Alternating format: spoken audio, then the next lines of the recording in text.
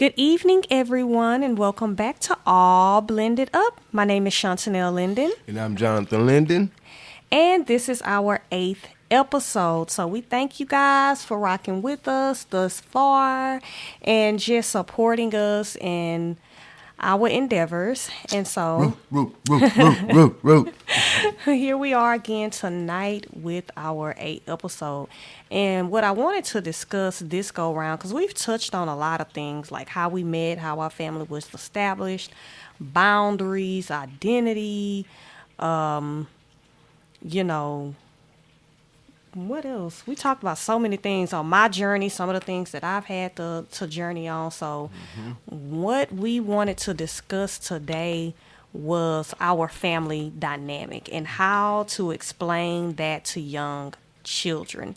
So as I've already disclosed, my husband had 2 sons when we met, and then it was I believe it's a 6 or 7 year between when we had a child together. And so I wanted to touch on this topic because my kids, now that they're older, they started asking a lot of questions that I kind of thought, honestly, I don't know why I thought that they would know, but I kind of thought that they would know, okay, well, yeah, your brother, his mom, like they would go, back and forth. And so you assume your kids know things, but you really haven't set them down to explain it to them. And so we really wanted to touch on that today. I tell them, mind your business. Don't worry about what's going on. No, I'm just playing. Yeah. But yes, we wanted to just explain that. But what I've always looked at it too is a positive thing, because since they didn't know that there was a difference, then that means we're doing something right. That there is no differences being made between all the children, like, they're on the outside or anything like that. And so I think that was very important, and that's definitely something that my husband found important. He wanted all of his kids, to know each other and to be raised together, and for them to have a solid bond and relationship. Like, we don't do no half brothers, half sister type of stuff like that. Mm-hmm. That's your brother, that's your sister, and that is how we raise the kids. Correct. And one big thing about that is that kids ask a lot of questions, especially the middle 2. Yes. Josh and Timothy. Yes. Yeah. The 2 boys, Rara, she's not to that age yet, but right. I know to get there. But, they ask a lot of questions about, this. Why Jonathan go to his mama's house? Is that really my brother? Is that my brother or that's my stepbrother? Yes. It's things like that. So we have them conversations with them, and kids' minds is always wondering. Yes. So, I have talked to all of them, and even the oldest one, they kind of have their own questions, because they're older, so it's like, why you and my mama not together? What happened? And this and that. So, like I was saying that in a lot of our episodes is that maturity. Yes. That where the maturity come in at, because if you are young having a baby and you have these kids asking you these questions, your mind not even mature enough to answer these questions. Correct. So we have to start thinking before we do. I let it like that. So, yeah. Yeah. And so I'll start with, like, myself. I know when I first got pregnant, like, some of my concerns was, okay, like I've already disclosed, like, my sons, they have their moms, and I established my bond, my relationship with them, and they called me by my name. They called me by my first name, and I remember kind of thinking when I was pregnant with my oldest son, I was just like, man, what if he hears his brothers calling me Shantanell, and then he started calling me by my first name. And so that was like something that I was kind of concerned about, because now this is, legitimately my child, and I would have that fear that he would adopt that same ideology and just call me by my first name because he sees brothers calling me by my first name. But the thing about when you are nurturing and raising a child, like, their first words are mama and dada. And so those concerns and kind of that anxiety I had around that title went out the window when my baby started talking, because since I'm the one that's taking care of him, then he quite naturally called me mom. And so I wanted to reassure anybody that may be in my situation. Maybe you're with a man, he has children, this is your first child, and you're in a situation like mine where you're worried about what will the child call you, or maybe you're a stepfather and you're in the same situation and you're wondering, will your child call you dad?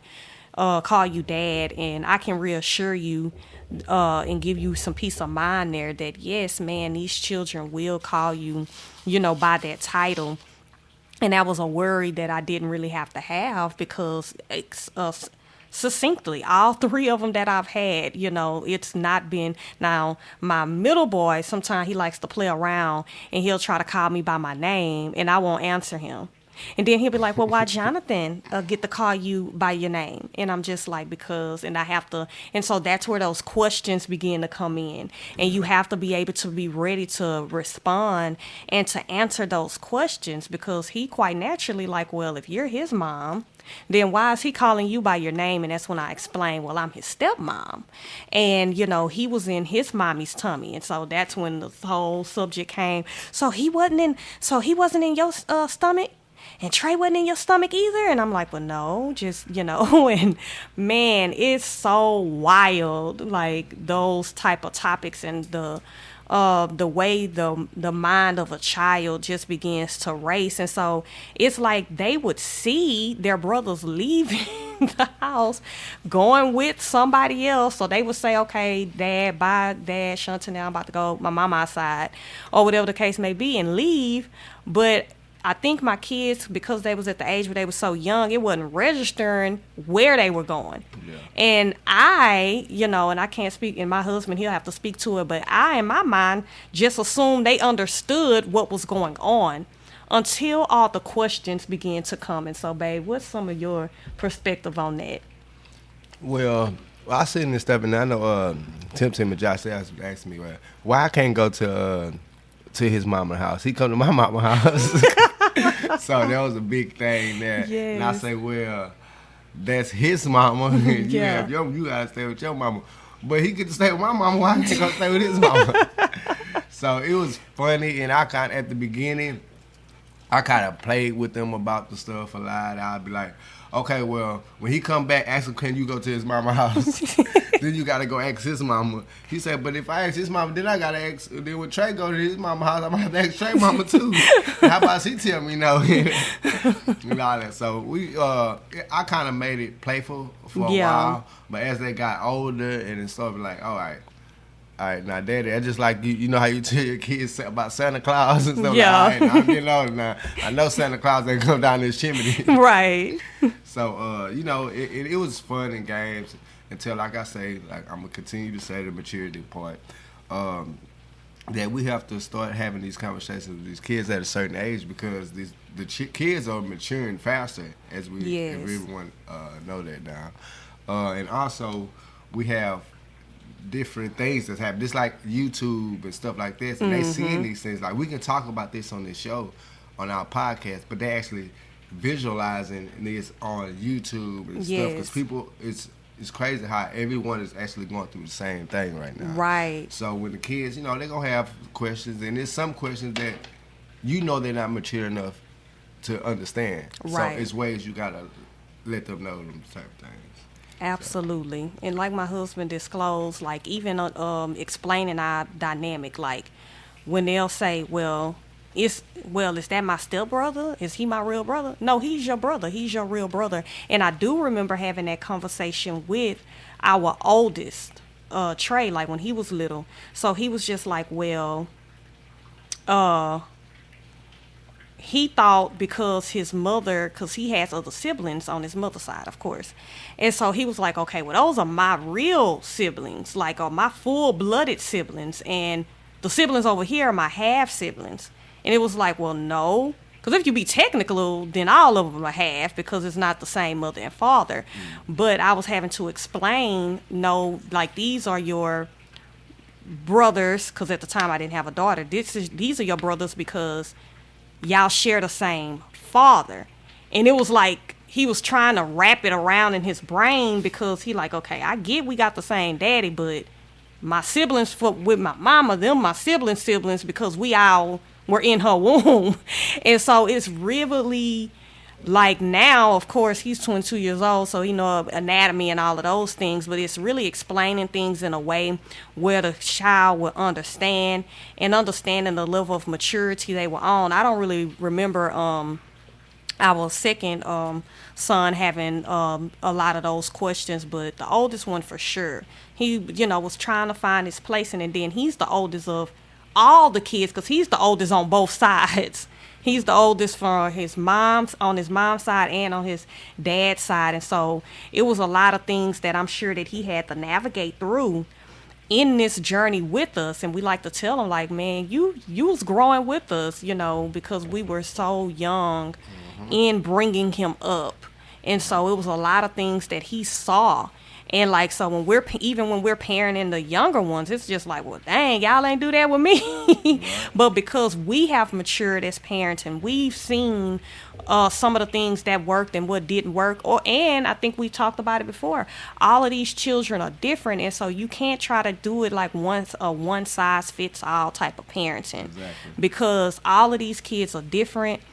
What works with one may not work for the other. I'll say our second oldest could be a little bit more stubborn than the oldest in certain instances. So some of the methods that my husband would use for discipline, like shoes. I remember when you took all the trade shoes and he had to wear what you called the grandpas to school. The Velcros, y'all need to hit. Oh my God. Need to try that, man. The kids think them LeBrons, they get used to them LeBrons and the Jordans and all that. You bring back grades home, I take all that away, and we put on these grandpas. Put on the grandpas, and he was just like, oh my gosh, like that straightened him out. Like he was like, okay, I'm gonna go to school, I'm not gonna be being no clown, I'm gonna do what I need to do, because I don't want to put on the grandpas. So when the second oldest, he coming up, and we try to do the same thing, he was just more stubborn. He was acting like it didn't faze him. Or he tried to be slick and sneak. Switch shoes with his friends in school. At school, or put his shoes in his backpack. But being a parent that shows up all the time, well, I ain't going to say all the time, but the teachers knowing the parent, they're like, okay, now I know yesterday he had on these grandpas. This time he got on these joints. So they gave me a car. So what I do, I come to school with some more grandpas. Yeah, I'm losing, $16, $17. But hey, I pay that instead of paying $200. Absolutely. So hey, let's play. You want to play the game? I'm cool. I got time for that. I got the time. And so we may have had to do another method. Because, okay, with you bucking the system. You trying it. So, we have learned, and like, each kid is their own kid. Like, some things are just standard across the board. Like, all of y'all have your chores, all of y'all have your things. But in the way you get the child, like, that you respond to that child, it sometimes has to be different. And so I went on this tangent just to say, like, our oldest, he 22, he may be looking like, man, y'all done changed the game up. Y'all done switched up. Yeah, people said, Daddy, you done got soft. Yeah, just calling me, I got soft. No, you got to learn each child. And I had to learn that as growing up, because it's like, if you try to treat the kids all the same, and I'm not saying that in a bad, because I know when people take this the wrong way about, oh, you treating this child better than you treating that child. No, they learn, just like kids learn different. Yes. They have behavior patterns that are different. That's right. So what I do, I get with you, I sit back and I watch and I listen. I say, okay, he don't like this at this time, or he like doing this certain thing. Okay, I'm going to take this away. Oh, no, I'm going to give him this. Yep. And that's how I do it. That's how I play the game, So it's like parenting one-on-one on your own mind. And that's what I do. So a lot of times it's all about knowing your child, knowing their how can I put this? Knowing their goods and their bads. Yeah, what make them tick. Yeah, what make them tick. What aggravates them. Yeah. It's times I hear, like I play with my kids a lot. I find I can be the most aggravating dad in the world. They get tired of me. Yeah. But I do that just because at the same time I'm playing with them, I'm learning them. I'm learning them at the same time. So every time I do stuff for a reason, you know, and yeah, it can be kind of childish from time to time. Because on the outside looking in, you be like, this don't make no sense as a grown man doing this stuff. But I know what I'm doing. So. And he'll even tell me that. I'm like, well, put me on game because I don't understand. Like, you talking about, I got this. I know what I'm doing. I'm like, okay. So, ladies, sometimes we do have to sit back and just let the dads be the dads because some things, you know, you may not always agree with or their approach, and I'm sure he doesn't always agree with mine. I don't. You know, we have our times, but that's when you go and you have your discussions like, hey, I didn't agree, you know, with how you handled that situation. We had to do that a couple of weeks ago with the homework. You know, I'm not gonna go into it too deep, but I was like, hey, I didn't like how you handled that. But I already knew. He was like, I know. Like, yeah, because he was already reflecting like, okay, I could have handled that situation a little bit better because what we don't want either is, especially when it comes to like schoolwork, like we don't want our kids to be discouraged with these assignments. Because I am not gonna lie, like the stuff that they teaching these kids now, I know. Like I have one in fourth grade, and she talking about they're gonna be working on geometry.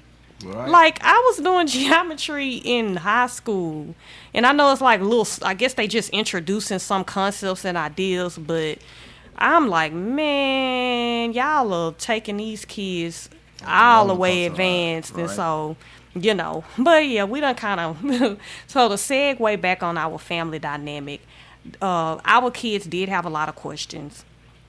And you do have to try to be prepared to answer those questions and don't shoo them off.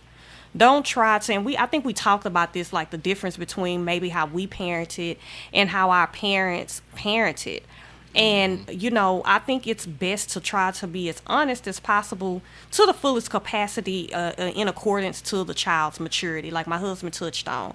It may be some things that they just are not mature enough to receive, because I know I've seen some parents that be like, I ain't one of them parents, like, that's old school, that tell a child to stay in a place, and I get that. I understand what you're saying. You want to have a relationship with the child where you're not just treating them like their property, like you're just shooing them off, telling them, oh, you need to stay in a child's place, as though they don't have any understanding. But there's also wisdom there too. Because I do remember certain conversations, because my mama didn't have no filter. She really didn't. My dad, he did. And there were certain things that I remember her telling me, and I would look back and I was like, I was not ready for that conversation. I didn't need to know it. It was TMI. I really didn't need to hear that. And so that's why I say it does take wisdom to discern the level of maturity. And that's even different. Like, if you Google, for instance, babe, I don't know if you know, if you Google like when the appropriate age to leave a child at home, they don't give a straight answer. They said it goes according to like if you feel like that child is ready to stay at home by themselves. And so your 10-year-old may be ready, and then my 10-year-old, I'm like, oh, it's not happening.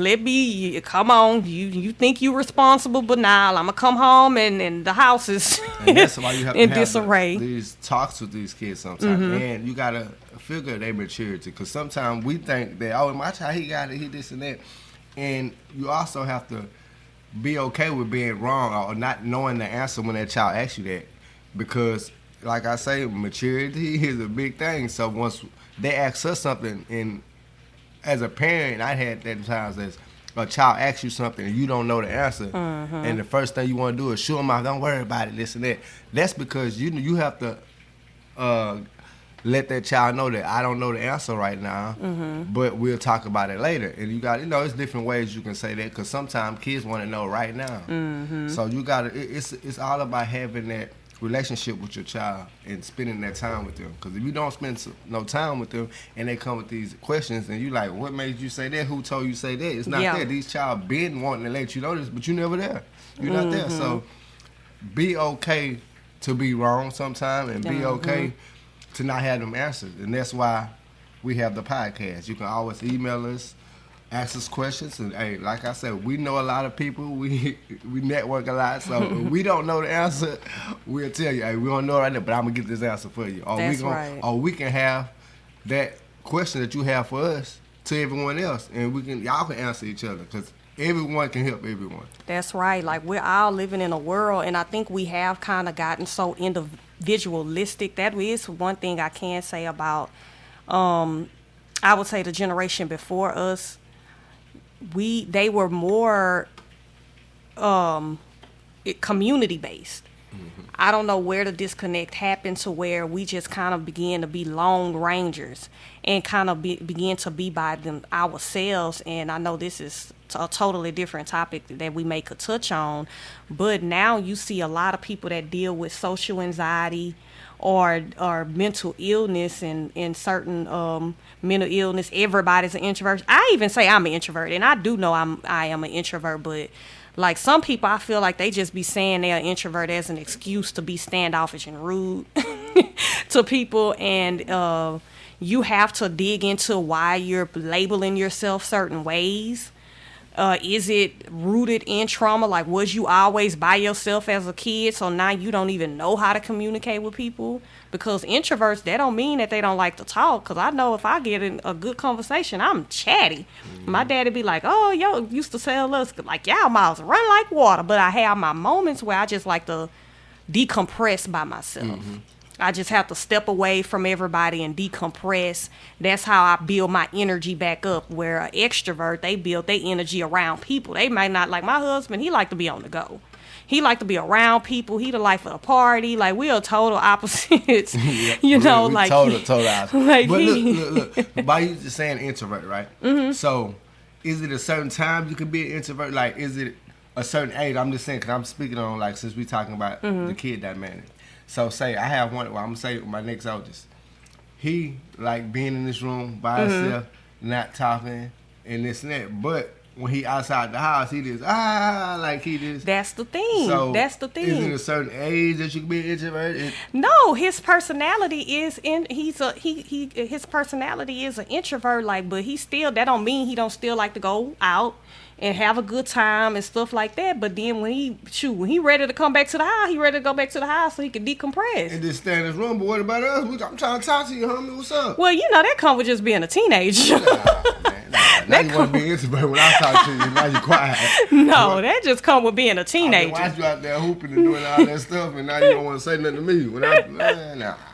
That just come with, because I remember, like, just like sometimes just having an attitude. Wasn't nothing wrong, and my mama would ask me certain questions. I'd be but I knew when she got with me, girl, you better fix that attitude. But I remember, so sometimes when I'm dealing with these kids, it'll take me back to that time, and now that I'm in the shoes of my parents, I be like thinking about myself as a teenager, like, girl, you was tripping.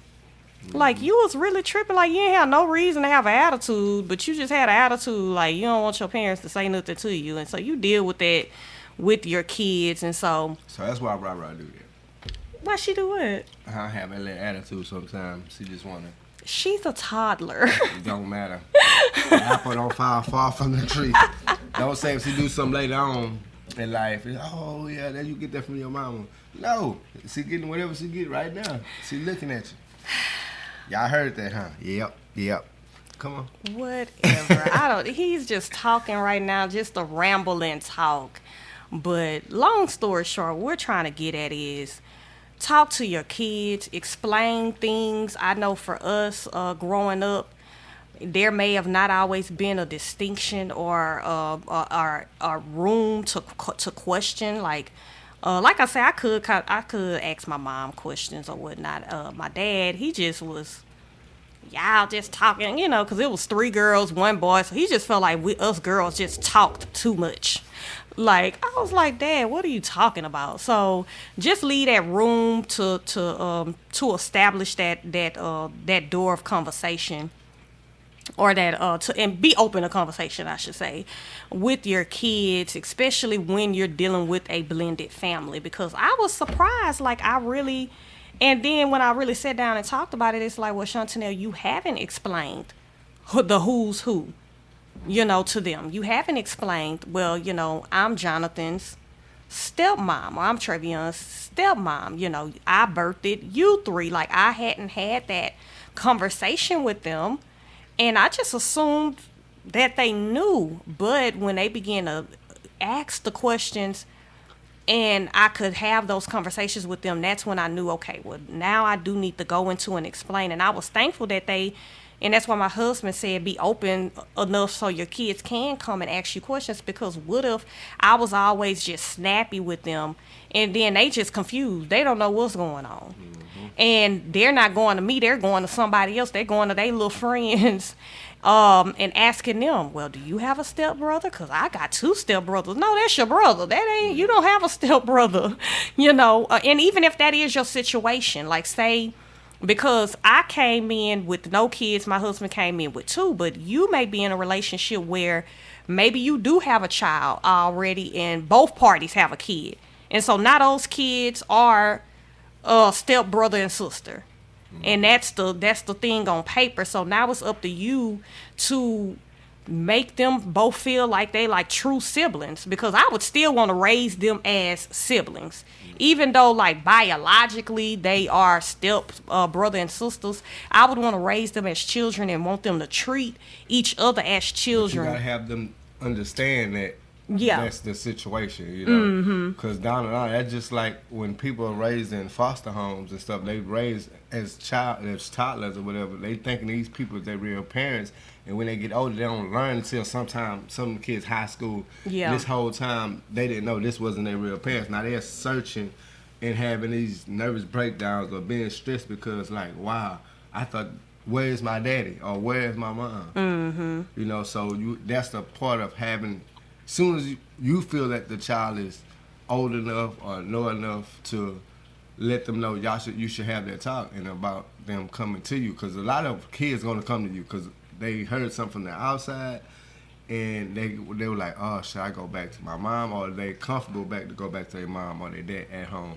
So you won't go outside asking all them questions, because you ask somebody from outside, it come back in, is always a total situation, because them people outside don't know your situation in your home. No, facts. So. And so we dibbling and dabbling kind of more into like a scenario that isn't ours, but we do understand that there may be other people that are listening to this podcast, and that may be the situation. He has children, you have children. Now y'all trying to come together and be this happy family, and you're trying to figure out how does that work. But honesty is the best policy, explaining who's who. And how you want that family to work, and then it starts with y'all loving on each other, showing respect to one another, because your children, again, they are going to model what it is that they see, not what you're saying, what it is that they see. And so that's why I can say, for me, my kids, we modeled love, I would like to think. And so that's why it was kind of confusing, like, when it's like, oh, well, he going to his mama house. What you mean, his mama house? You the mama. Like, right. Because there was no distinction, as in me, like, well, them ain't my, I'm not going to do the same thing for them that I'm going to do for these ones over here. Like, no, everybody got treated the same. And then my husband wouldn't have went for nothing like that. Everybody's going to be treated with respect. Everybody's going to be loved, cared for, and they're going to get all of what they need. Correct. Within certain boundaries, and that's something that we've already discussed when it comes to those boundaries, but it's very important. And so I can say for us, I am glad that they didn't see a distinction.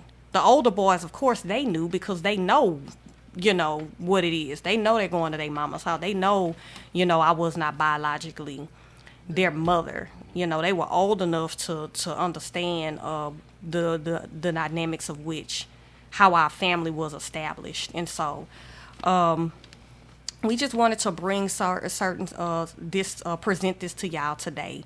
And we do hope that it was helpful. I feel as though it was helpful. It even kind of helped me, in a sense, just even going back and thinking about some of these questions that was posed by my kids.